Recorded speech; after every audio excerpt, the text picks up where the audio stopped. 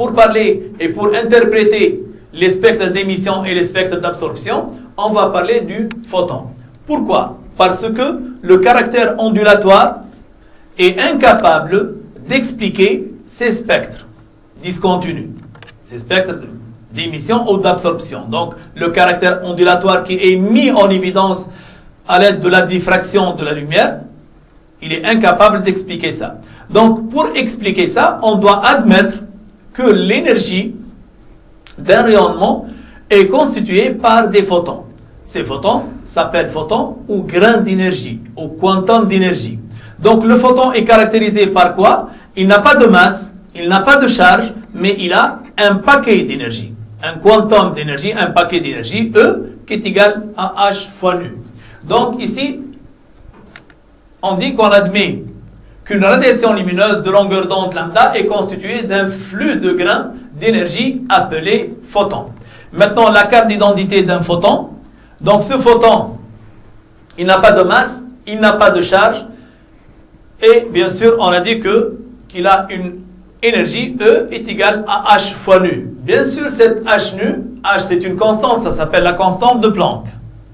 Donc, dans ce cas, H, la constante de Planck, est égale à 6,62 10 moins 34 joules secondes.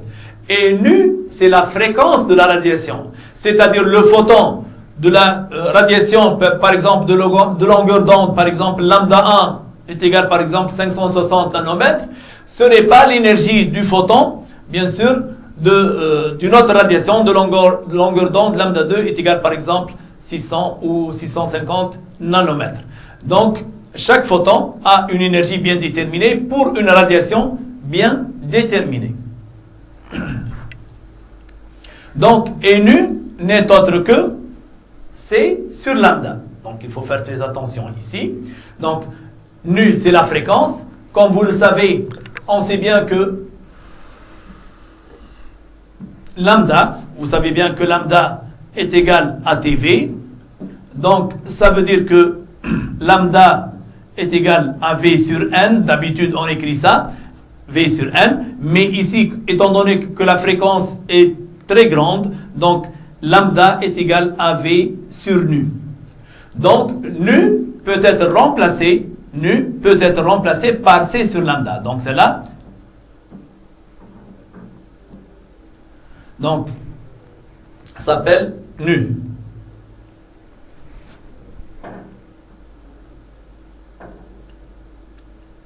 Donc, dans ce cas, E, l'énergie d'un photon, est égale à H nu, est égale à HC sur lambda. Donc, le H est en joule fois seconde. Donc, ici, ça sera le joule fois seconde. Voilà, c'est bon. Donc, H est en joule fois seconde. C, ici, est en mètres seconde moins 1. D'accord?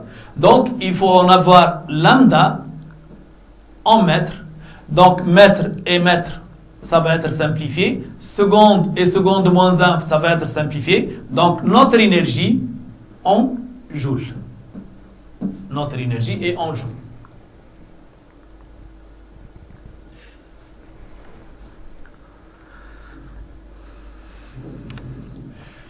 Donc, vous allez voir que les diagrammes d'énergie sont exprimés en électron-volts, mais faites très attention, l'électron-volt ici, l'électron-volt, un électron-volt est égal à 1,6 10 moins 19 coulomb fois volt. Ici, le E n'est autre que 1,6 10 moins 19 coulomb. Mais le coulomb fois volt, c'est le joule. Donc, coulomb fois volt, c'est le joule. Qu'est-ce qu'on trouve? On trouve qu'un électron-volt, donc ici, donc un électron-volt est égal à 1,6 10 moins 19 joules. Ou si vous voulez, 1 joule, c'est un électron-volt sur 1,6 10 moins 19. Généralement, donc, cette relation est donnée, mais il faut l'apprendre. C'est mieux. Bye.